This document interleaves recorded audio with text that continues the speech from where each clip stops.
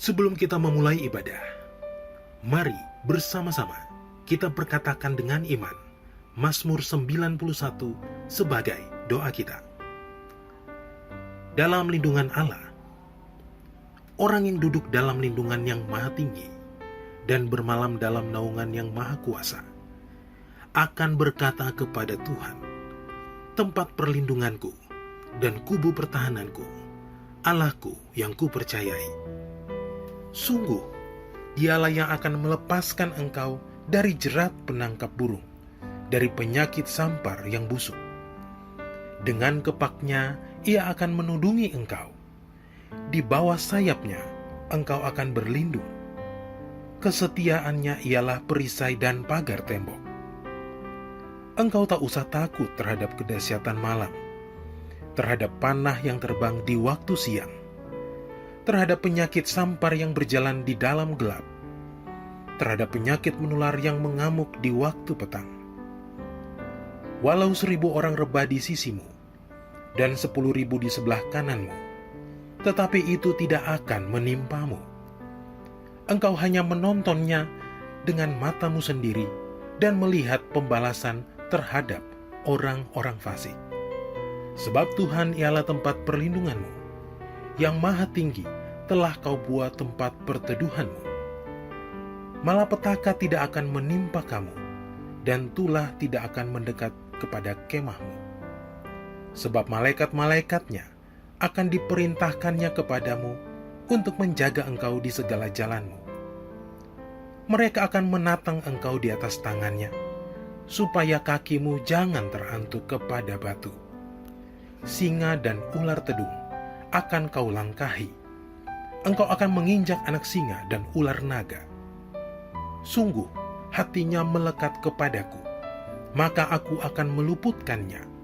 Aku akan membentenginya, sebab ia mengenal namaku. Bila ia berseru kepadaku, aku akan menjawab. Aku akan menyertai dia dalam kesesakan. Aku akan meluputkannya dan memuliakannya. Dengan panjang umur akan kukenyangkan dia, dan akan kuperlihatkan kepadanya keselamatan daripadaku.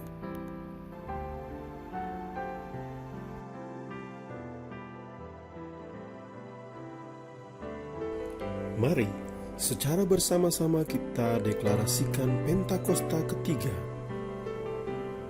Pentakosta ketiga adalah pencurahan Roh Kudus yang dahsyat di zaman now, melebihi yang terjadi di Azusa Street. Pentakosta ketiga akan mengakibatkan penuaian jiwa yang terbesar dan terakhir sebelum Tuhan Yesus datang kembali. Pentakosta ketiga akan membangkitkan generasi Yeremia, yaitu anak-anak muda yang dipenuhi oleh Roh Kudus, cinta mati-matian kepada Tuhan Yesus, tidak kompromi terhadap dosa dan akan bergerak untuk memenangkan jiwa. Pentakosta ketiga lahir di Indonesia yang bergerak ke bangsa-bangsa.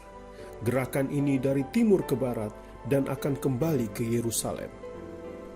Pentakosta ketiga akan memberikan kuasa untuk menyelesaikan amanat agung, dan setelah itu Tuhan Yesus datang kembali.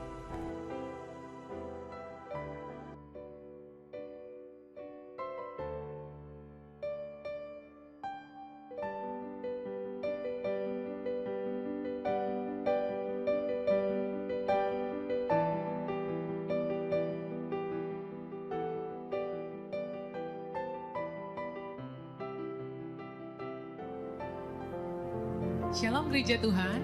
Shalom. Puji nama Tuhan. Tuhan membawa kita masuk ke bulan yang baru di tahun integritas. Saya percaya bahwa semua kita yang menyaksikan ibadah online, Tuhan punya rencana yang indah dan luar biasa atas setiap kita.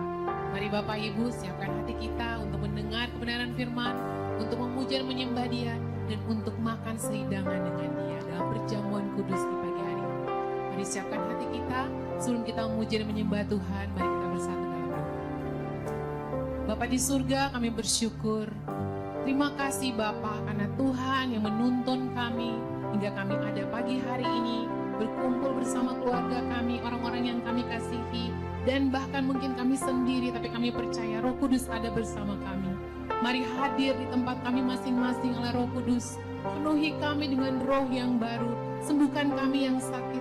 Pulihkan kami yang terluka. Di dalam nama Tuhan Yesus, kami percaya saat Engkau hadir, ada kesembuhan, ada kelepasan, dan nama Tuhan dipermuliakan dalam ibadah ini. Terima kasih Tuhan Yesus. Kami siap untuk menerima kebenaran firman-Mu. Kami siap untuk memuji dan menyembah-Mu. Dan kami siap untuk makan sehidangan dengan Engkau. Di dalam nama Tuhan Yesus. Haleluya. Yang siap untuk beribadah sama-sama katakan. Amin. Mari Bapak Ibu, kita menyembah Dia pagi hari ini. Sama-sama katakan. Allah Roh Kudus, penuhi kami. Ku rindu Kau selalu dalam hidupku. Allah Roh Kudus, Allah Roh Kudus, ubah hatiku, jadikanku jamalah ku rindu hadirat-Mu. Ku sembah Kudus,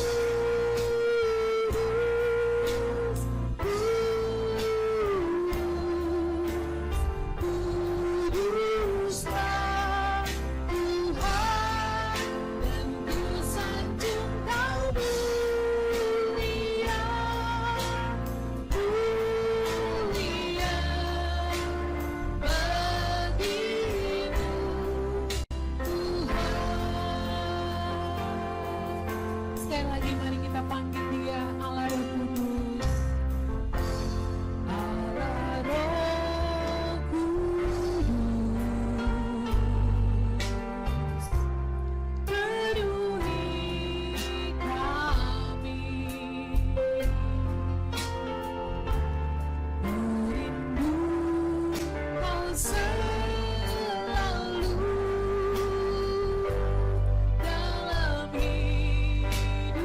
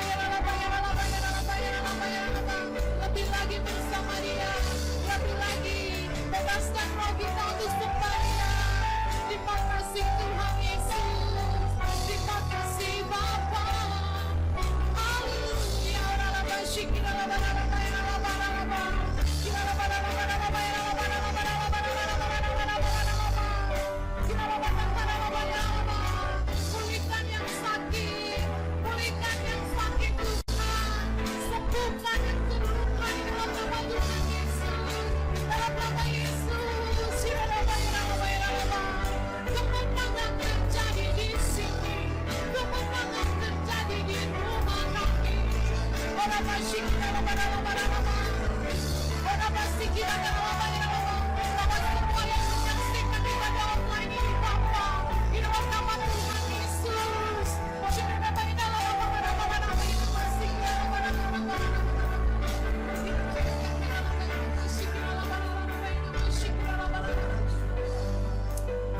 Engkau yang layak dipuji Tuhan Yesus, Engkau yang layak disembah. Haleluya, haleluya. Layak Tuhan dipuji, layak Tuhan disembah, layak Tuhan dipuji. Tinggikan namanya selamanya, layak Tuhan, layak Tuhan dipuji. Yes, Tuhan Yesus, layak Tuhan disembah. Amin. Layak Kau Tuhan, layak Tuhan dipuji. Tinggikan namanya selamanya, bagimu Tuhan, bagimu Tuhan, segala pujian, bagimu Tuhan, segala kuasa, bagimu Tuhan, dan kemuliaan bagimu Tuhan, sampai selamanya. Bagimu Tuhan, bagimu Tuhan, segala pujian, bagimu Tuhan, segala kuasa, bagimu Tuhan, dan kemuliaan bagimu Tuhan, sampai selamanya. Layak Tuhan, layak Tuhan dipuji.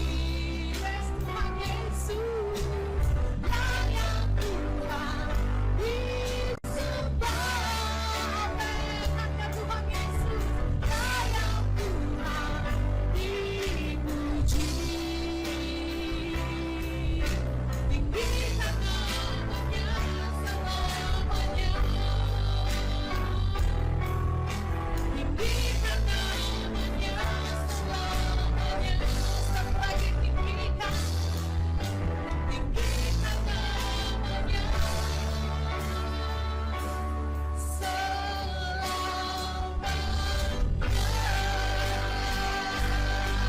Berikan kemuliaan, berikan sorak-sorai Tuhan Yesus, haleluya.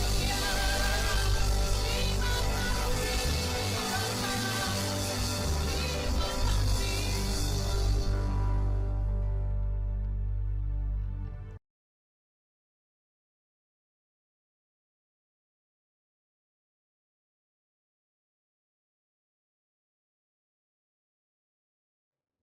Shalom saudara, salam integritas. Voice of Pentecost hari ini akan membahas mengenai Yesus sebagai teladan integritas dalam perbuatan. Integritas menurut Kamus Teologi Westminster merupakan istilah teologis untuk menunjukkan kemurnian dan kejujuran sebagaimana manusia diciptakan di dalam rupa dan gambar Allah. Alkitab menunjukkan bahwa Yesus adalah sosok yang mendemonstrasikan level integritas yang sempurna, di mana kita dapat meneladani dan belajar darinya. Matius 22 ayat 16, ahli Taurat dan orang Farisi yang membencinya berkata, "Guru, kami tahu, engkau adalah seorang yang jujur dan dengan jujur mengajar jalan Allah, dan engkau tidak takut kepada siapapun juga, sebab engkau tidak mencari muka." Nah, kata seorang yang jujur dalam terjemahan New International Version menggunakan kata man of integrity. Artinya seorang yang berintegritas. Pertanyaannya kini, mungkinkah kita bisa hidup berintegritas seperti Yesus? Jawabannya adalah ya. Sangat mungkin. Sebab kita memiliki potensi untuk menjadi serupa dengan Kristus. Dan dalam hal ini, kita sangat dimungkinkan untuk hidup berintegritas seperti Yesus. Kehidupan berintegritas bukanlah kehidupan sempurna tak berdosa secara moral, tetapi adanya kesesuaian antara motivasi, pikiran, dan tindakan.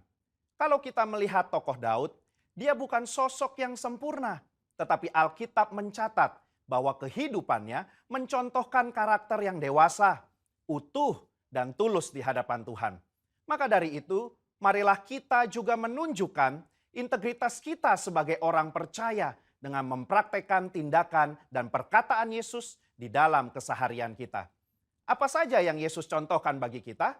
Pertama, Yesus mencontohkan bahwa integritas ialah mengasihi musuh, sekalipun menurut kita dia tidak berhak menerima kasih tersebut. Di dalam perumpamaan seorang Samaria yang baik hati, Yesus mengajarkan bagaimana kita seharusnya menerima dan mengasihi orang lain. Orang Yahudi tidak suka bergaul dengan orang Samaria, tetapi justru orang Samaria yang dibenci inilah yang menunjukkan belas kasih kepada orang yang terluka. Integritas berbicara tidak hanya mengetahui soal doktrin dan pengajaran belas kasihan, tetapi menghidupi ajaran belas kasih itu. Kedua, Yesus mencontohkan bahwa integritas berbicara soal kehidupan yang tidak munafik. Yesus mengecam keras perbuatan orang-orang Farisi dan menyebut mereka orang-orang yang munafik karena mereka tidak melakukan apa yang mereka ajarkan atau katakan. Matius 23 ayat 3 menunjukkan bahwa Yesus mengakui kebenaran ajaran ahli-ahli Taurat dan orang Farisi. Itu harus dituruti dan dilakukan. Tetapi kemunafikan mereka adalah karena kehidupan dan perbuatannya tidak sama dengan apa yang diajarkan. Di sini kita bisa belajar bahwa berintegritas artinya berusaha menghidupi firman yang kita baca dan dengar. Ketiga, Yesus mencontohkan bahwa integritas berarti memiliki kejujuran dalam melaksanakan tanggung jawab dan mengembangkan talenta. Yesus datang ke dunia mengemban misi dari Bapa untuk menyelamatkan umat manusia dari dosa. Dan dalam melaksanakan tugas dan tanggung jawabnya tersebut, Yesus menunjukkan bahwa dirinya adalah sosok yang jujur di dalam perkataan maupun tindakannya. Mari kita mengevaluasi perkataan dan tindakan kita hari ini. Adakah kejujuran di dalam setiap aspek kehidupan kita? Ada dua hal yang bisa kita lakukan supaya bisa hidup seperti Yesus. Yang pertama, membuka diri untuk dipenuhi oleh Roh Kudus. Pertumbuhan kerohanian tidak bisa terjadi tanpa Roh Kudus dalam hidup kita. Roh Kuduslah yang memampukan dan menuntun kita supaya menuju kehidupan kedewasaan rohani dan menghasilkan integritas yang membuat kita semakin serupa dengan Kristus. Kedua, mengambil bagian dalam komunitas orang percaya. Ibrani 10 ayat 25 mengingatkan kita untuk tidak menjauhi diri dari pertemuan-pertemuan ibadah dalam sebuah komunitas. Bahkan kita diminta untuk saling menasehati dan semakin giat menjelang kedatangan Tuhan. Di dalam komunitas inilah kita dapat saling menasehati, mengingatkan, bahkan nilai-nilai moral dan karakter integritas dapat diajarkan, dicontohkan, dan dilakukan. Di gereja kita sendiri terdapat KUL, di mana KUL merupakan tempat berlangsungnya pemuritan dan tempat di mana karakter kita diasah untuk semakin serupa seperti Kristus. Sudahkah Anda tergabung di dalam KUL? Kesimpulannya, Yesus merupakan teladan integritas yang sempurna bagi kita.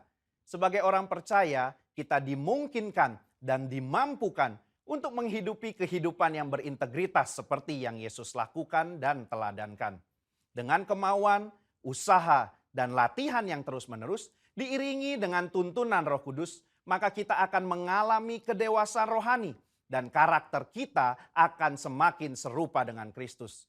Saya berdoa di tahun integritas ini, kita menjadi pribadi yang dewasa rohani, hidup berintegritas, dan menjadi berkat dimanapun kita berada bagi hormat dan kemuliaannya. Saudara, untuk penjelasan lebih lengkapnya dari tim teologi kami, jangan lupa buka link yang ada di atas atau scan QR Code yang tersedia. Tuhan Yesus memberkati.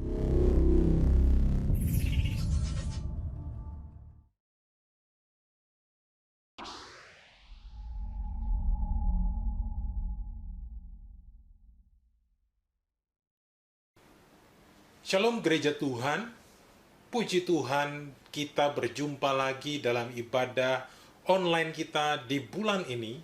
Dan Tuhan terus memimpin kita melangkah masuk di tahun integritas ini. Untuk tetap berjalan dalam rencana Tuhan di dalam kehidupan kita dan keluarga kita. Mari sebelum kita sama-sama membaca dan merenungkan firman, sama-sama kita satukan hati dan kita berdoa.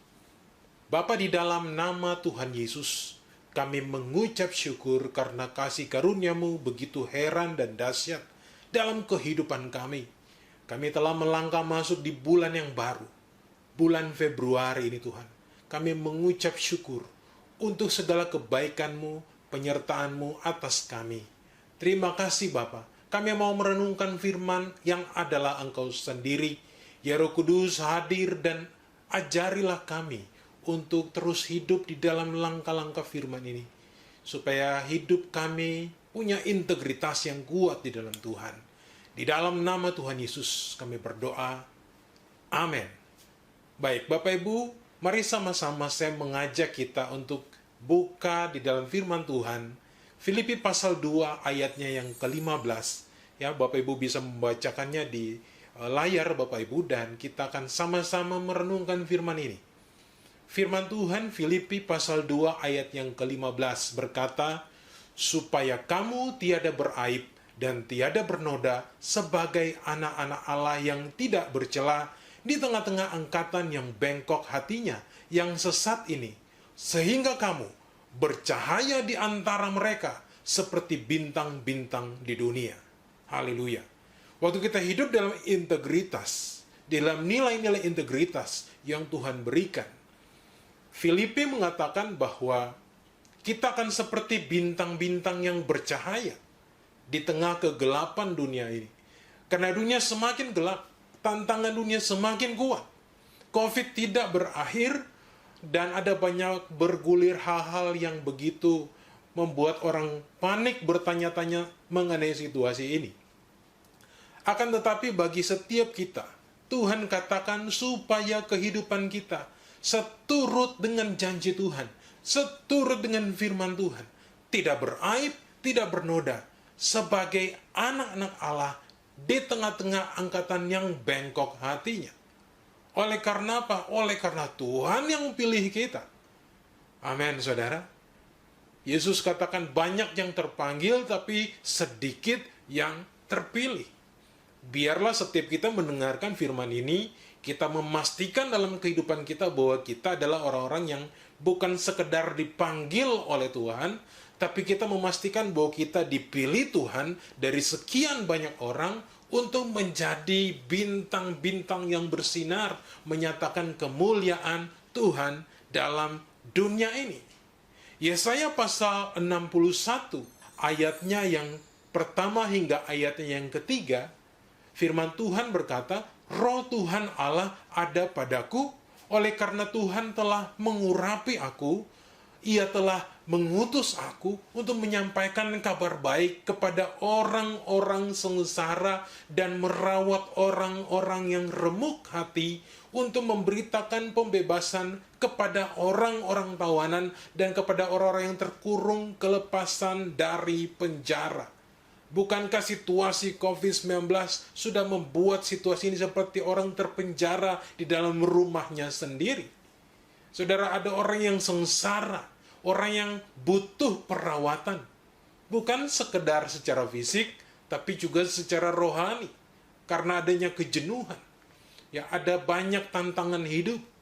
Ada banyak orang yang mengalami PHK yang begitu tiba-tiba melanda. Dan kitalah orang-orang yang dipilih Tuhan untuk menyatakan kemuliaan Tuhan di dunia ini.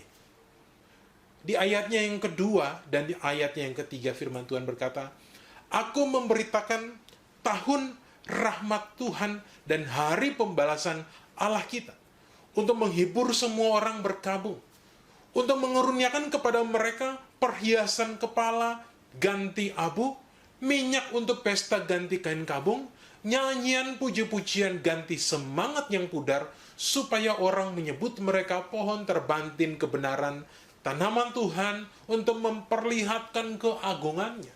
Haleluya. Begitu mulianya waktu kita melihat bahwa kita dipilih Tuhan untuk menyatakan keagungan Tuhan bagi dunia ini. Kita dipilih Tuhan untuk hidup di dalam integritas Tuhan, supaya kita bercahaya, supaya kita menggenapi amanat agung yang sudah Tuhan nyatakan di kitab Matius sebelum dia terangkat ke surga. Akan tetapi kita harus tahu bahwa kita waktu dipilih Tuhan, kita harus memperhatikan hati kita, sikap hati kita.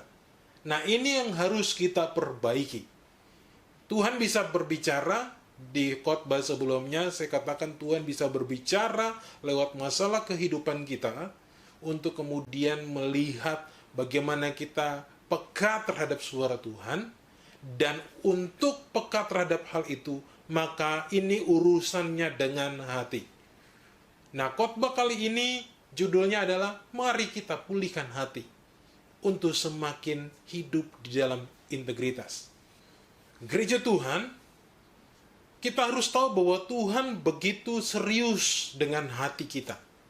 Kenapa? Karena dari hati Tuhan akan melakukan banyak hal, dan dari hati itu memancarkan segala hal dalam kehidupan ini. Yesus katakan di Matius pasal 15, kita lihat ayat yang ke-18 dan ayatnya yang ke-19. Tapi apa yang keluar dari mulut berasal dari hati, dan itulah yang menajiskan orang. Ayat yang ke-19 mengatakan, karena dari hati timbul segala pikiran jahat, pembunuhan, berzinahan, percabulan, pencurian, sumpah palsu, dan hujat. Nah, hal yang penting kita perhatikan bahwa karena dari hatilah, ya, apa yang keluar dari mulut itu berasal dari hati.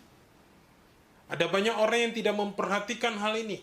Kita seakan-akan berusaha hidup melakukan firman Tuhan dengan kekuatan kita, dengan pengertian kita, lalu kita tidak memperhatikan bagaimana hati kita. Orang memperhatikan semua hal yang di depan mata, yang bisa dinilai dengan mata. Casing di depan. Kita berusaha berpenampilan dengan baik. Kita lupa bahwa Tuhan berurusan bukan dengan penampilan kita. Integritas yang ditunjukkan itu bukan hal-hal yang terlihat di depan mata, tapi dimulai dari dalam hati. Ya, saya pernah mengatakan dalam renungan-renungan saya sebelumnya, ya, yang saya kutip firman Tuhan di dalam kitab Yohanes pasal 7 ayat yang ke-38, ya, firman Tuhan katakan, barang siapa percaya kepadaku seperti yang dikatakan oleh kitab suci, dari dalam hatinya akan mengalir aliran-aliran air hidup. Ini menunjukkan bahwa modal kita untuk menjadi orang-orang yang hidup di dalam integritas. Itu bukan kita punya apa-apa, kita punya sesuatu, tapi modal yang akan Tuhan mulai dalam kehidupan kita adalah hati kita dipulihkan bagi Tuhan. Amin, saudara. Waktu Tuhan memulihkan situasi keluarga, Tuhan akan memulai dengan hati seorang kepada yang lain dipulihkan, saling menerima satu dengan lainnya. Suatu pengalaman yang begitu luar biasa, saya dengan keluarga, terkhususnya dengan orang tua, waktu kita mengalami perjumpaan dengan Tuhan, awalnya pribadi lepas pribadi, tapi waktu satu keunikian mau dibangun, dan di mana Tuhan mau bekerja, Tuhan mau mencurahkan berkat-Nya dalam kehidupan kita, itu adalah waktu Tuhan mulai berurusan dengan hati. Ada gesekan-gesekan, ada satu proses hati yang terjadi di dalam keluarga, terkhususnya supaya kita mengalami berkat Tuhan, mengalami campur tangan Tuhan di mana kita bisa melihat bahwa Tuhan mau bekerja, Tuhan mau pakai setiap kita menjadi berkat-Nya. Wow, itu luar biasa. Bagaimana kita harus saling mengasihi satu dengan yang lain, menerima satu dengan yang lain, mengakui kekurangan diri kita, bahkan juga kekurangan sesama kita, orang tua kita, saudara kita yang lain.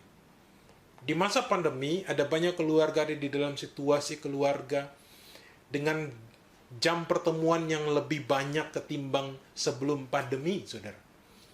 Tapi biarlah apa yang saudara alami di rumah, ya, itu bukan untuk membuat saudara menjauh satu dengan yang lain. Itu adalah bagian di mana Tuhan memproses hati kita, supaya integritas itu dibangun mulai dari dalam hati sendiri, mulai dari dalam keluarga sendiri. Lalu kemudian kita bercahaya bagaikan bintang di langit, di tengah-tengah kegelapan dunia ini. Amin, saudara. Nah, mari kita perhatikan hal ini sama-sama. Bagaimana Tuhan mau memulihkan hati kita? Kita harus memperhatikan bahwa Tuhan ingin supaya setiap hati kita itu sungguh-sungguh dibaharui di dalam kebenaran firman. Waktu kita mengalami satu gesekan-gesekan hati, itulah saat di mana kita harus mencoba mempraktekkan firman yang kita dapatkan setiap kali kita membaca firman, kita mendapatkan khotbah, supaya kita dipulihkan. Tapi terkadang itu memberkati kita sejenak, ya, karena tidak ada tempat untuk kita mempraktekannya. Lalu kita kemudian lupa mengenai firman-firman yang begitu kuat menyatakannya bagi kehidupan kita. Karena Tuhan betul-betul serius. Nah, mungkin saatnya adalah saat-saat ini, di mana waktu saudara ada di dalam keluarga mengalami langsung gesekan-gesekan itu. Atau waktu saudara ada di dalam komunitas, semakin kuat gesekan-gesekan itu terjadi. Khususnya komunitas keluarga, lingkungan di tempat di mana saudara tinggal. Tapi apa yang harus kita lakukan supaya pemulihan ini terjadi? Hal pertama adalah kita harus datang sama Tuhan. Kita minta pengampunan dari Tuhan Yesus Kristus. Ya. Karena segala sesuatu yang timbul di dalam kehidupan kita ini adalah reaksi dari hati, saudara. Tapi ingat baik bahwa rencana Tuhan yang tadi kita baca di dalam firman Tuhan tadi mengingatkan kita bahwa kita dipilih Tuhan. Bukan sekedar hanya dipanggil, tapi kita dipilih untuk menjadi agen-agen kebenaran. Untuk itu kita harus minta pengampunan dari Tuhan, supaya kita memaksimalkan kehadiran Tuhan dalam kehidupan kita. Sekali lagi, kita tidak bisa melakukannya dengan kekuatan sendiri. Kita adalah manusia biasa.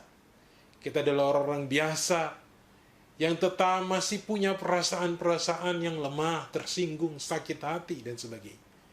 Tapi saat kita datang dan minta pengampunan sama Tuhan, ada satu pemulihan yang terjadi. Ada satu pengampunan yang besar yang kita alami.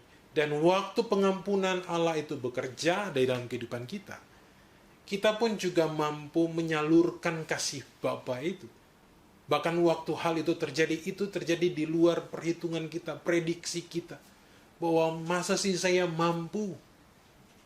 Sekali lagi waktu kita mampu untuk melakukannya, itu hanya karena Tuhan yang memampukan kita. Amin. Jadi kita harus minta pengampunan.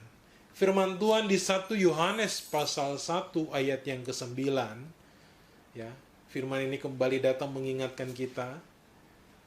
Berbunyi, jika kita mengaku dosa kita, maka Ia adalah setia dan adil, sehingga Ia akan mengampuni segala dosa kita dan menyucikan kita dari segala kejahatan. Haleluya. Jadi hal yang penting untuk kita lakukan dalam kehidupan kita adalah kita mengaku dosa di hadapan Tuhan. Kita bongkar. Artinya bahwa setiap hari dalam kehidupan kita, kita punya satu hubungan. Kita mengaku segala kelemahan kita di hadapan Tuhan. Saudara, tiap hari urusan hati itu terjadi dalam kehidupan kita.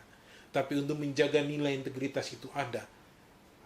Itu dimulai dari bagaimana kita memulai hari kita.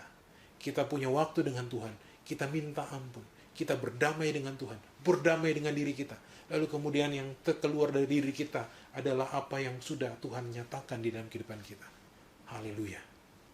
Hal berikutnya adalah, setelah kita meminta pengampunan dari Tuhan, kita minta Tuhan memberikan kekuatan. Sekali lagi, jangan bersandar kepada kekuatanmu sendiri. Karena kekuatan kita tidak seberapa. Kita butuh kekuatan yang daripada Tuhan sendiri. Karena Tuhan Yesus yang mampu memberikan kekuatan itu. Tuhan Yesus yang mampu menanggung kelemahan-kelemahan kita. Amin, saudara. Kita minta kekuatan daripada Tuhan Yesus supaya kita bisa menghadapi setiap situasi yang berurusan dengan hati ini. Amin. Jangan saudara katakan bahwa memang hati saya sudah seperti ini. Hati saya memang udah panas, saya memang orangnya temperamental dan sebagainya. Percayalah bahwa di dalam Tuhan, Tuhan mampu untuk mengatur kehidupan kita. Tuhan mampu untuk mengambil alih kehidupan kita. Yes, haleluya. Untuk itu, waktu kita minta kekuatan, Tuhan mau ada respon aktif dari kita. Respon aktif adalah supaya kita lebih dahulu untuk mulai berdamai dengan orang lain. Untuk meninggalkan segala hal, lalu kita berdamai dengan Tuhan. Berdamai dengan diri kita sendiri. Haleluya. Kekuatan itu hanya daripada Tuhan saja. Supaya kita apa? Supaya kita dipulihkan hatinya. Minta kasih Tuhan dicurahkan sepenuhnya dalam hati kita. Firman Tuhan di dalam kitab Mazmur pasal 37 ayat yang ke-23 berkata, Tuhan menetapkan langkah-langkah orang yang hidupnya berkenan kepadanya. Tuhan mampu memberikan kekuatan bagi kita untuk melangkah masuk di dalam kehidupan kita seturut dengan rencananya. Apabila kita hidup berkenan sama Tuhan. Yang tadi saya katakan bahwa kita minta ampun sama Tuhan. Kita minta kekuatan daripada Tuhan. Oleh karena Tuhanlah yang menetapkan langkah-langkah hidup kita. Langkah-langkah hidup orang-orang yang berkenan ditetapkan Tuhan. Terkadang waktu kita mengambil satu keputusan yang salah, percayalah bahwa Tuhan ada di depan sana untuk memperbaiki. Dan waktu kita mau kembali berdamai, kita minta kekuatan, Tuhan kembalikan kita masuk ke dalam rencananya. Tuhan memulihkan keadaan kita. Waktu hati kita bawa di hadapan Tuhan. Kita minta Tuhan masuk. Karena ini adalah modal yang Tuhan berikan. Karena urusan hati adalah urusan di mana Tuhan akan bekerja di dalam kehidupan kita. Untuk memancarkan kehidupan, memancarkan kasih-Nya Tuhan lewat kehidupan kita bagi banyak orang.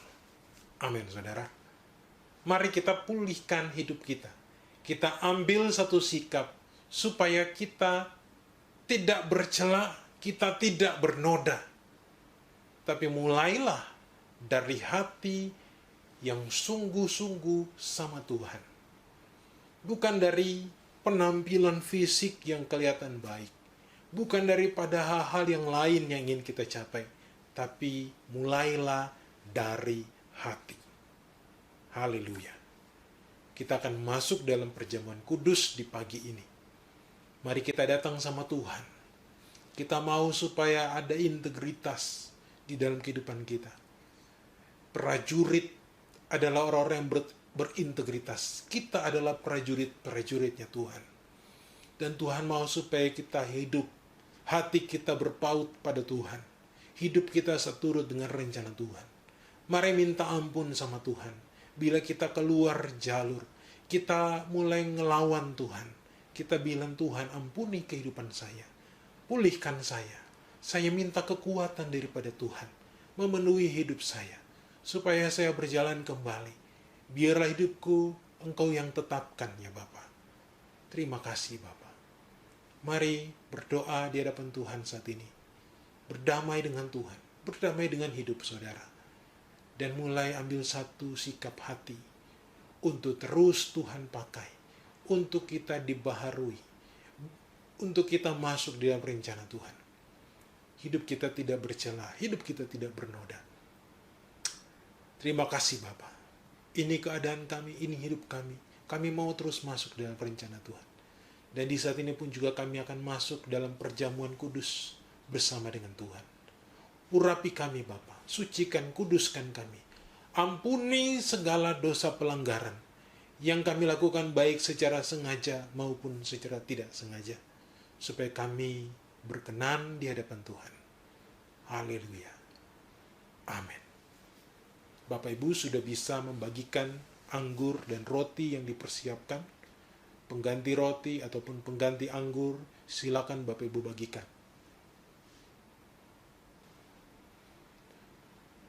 Mari angkat roti di tangan kanan kita tinggi-tinggi. Dan mari sama-sama kita mendengarkan firman Tuhan yang datang kepada kita di saat ini. Sebab apa yang telah kuteruskan kepadamu, telah aku terima dari Tuhan, yaitu bahwa Tuhan Yesus pada malam waktu ia diserahkan mengambil roti, dan sesudah itu ia mengucap syukur atasnya. Ia memecah-mecahkannya dan berkata, inilah tubuhku yang diserahkan bagi kamu. Perbuatlah ini menjadi peringatan akan aku. Bukankah roti yang atasnya kita ucapkan syukur adalah persekutuan dengan tubuh Kristus? Mari kita makan dalam nama Yesus.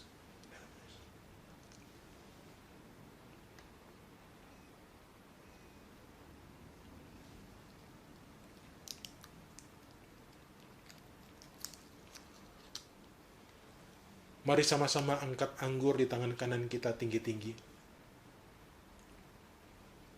Demikian juga ia mengambil cawan sesudah makan lalu berkata, cawan ini adalah perjanjian baru yang dimeteraikan oleh darahku.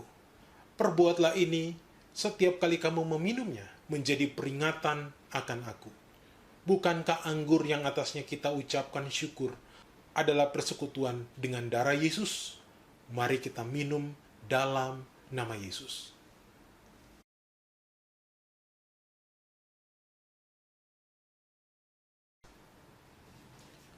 Mari kita bersyukur bagi Tuhan.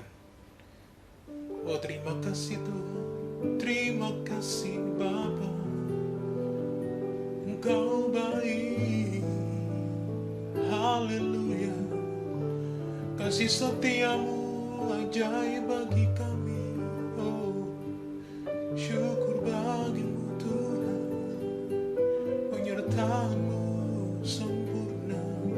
Mari angkat tanganmu, mari bersyukur bagi Tuhan. Katakan terima kasih Yesus. Haleluya. Terima kasih Yesusku, terima kasih Yesusku. Puji syukur hanya bagi Tuhanku. Terima kasih Yesusku, terima kasih Yesusku. Puji syukur hanya bagi Tuhanku. Oh, terima kasih Yesusku, terima kasih Yesusku. Puji syukur hanya bagi Tuhanku. Terima kasih Yesusku, terima kasih Yesusku. Puji syukur hanya bagi Tuhanku. Oh, puji syukur hanya bagi Tuhanku. Puji syukur hanya bagi Tuhanku. Berikan tepuk tangan yang paling mulia bagi Tuhan Yesus. Mari kita sorakan haleluya. Sorakan haleluya. Haleluya. Haleluya. Kami bersyukur ya Tuhan, karena Engkau sudah mengizinkan kami sehidangan dengan Engkau dalam perjamuan kudus di pagi ini. Kami bersyukur ya Bapa. Biarlah urapan yang daripada Tuhan turun mengurapi kami. Pribadi lepas pribadi, keluarga lepas keluarga, di dalam nama Tuhan Yesus. Hikarana masandayara labayara labo, kirala bayarana masandayara labo. Haleluya, haleluya, haleluya. Terima kasih Tuhan Yesus, terima kasih Bapa. Kami bersyukur untuk pagi ini, untuk kebaikan yang Kau nyatakan bagi kami. Oh haleluya, kami percaya Engkau hidup dalam kami. Hidup kami dibaharui karena Engkau yang ada di dalam kehidupan kami saat ini. Roh Kudus, urapi kami. Urapi, Engkau eratkan hubungan keluarga lepas keluarga. Lebih lagi. Terima dalam nama Yesus. Dalam nama Tuhan Yesus. Mari Bapak Ibu kita buka hati. Kita angkat kedua tangan kita di hadapan Tuhan. Dan sama-sama kita terima berkat daripada Tuhan sendiri. Berkat yang berlimpah-limpah daripada Allah Bapa. Penuh kasih setia dan kasih karunia yang berlimpah-limpah di dalam anaknya yang tunggal, Tuhan Yesus Kristus. Turun mengurapi, memberkati setiap kita dengan urapan baru. Roh Kudus Tuhan, mulai hari ini, sampai Maranatha Tuhan Yesus datang kali yang kedua, menjemput setiap kita dia ono yang permai, sampai selama-lamanya. Setiap kita yang terima berkat Tuhan, sama-sama katakan, amin. Haleluya. Selamat hari Minggu. Tuhan Yesus memberkati.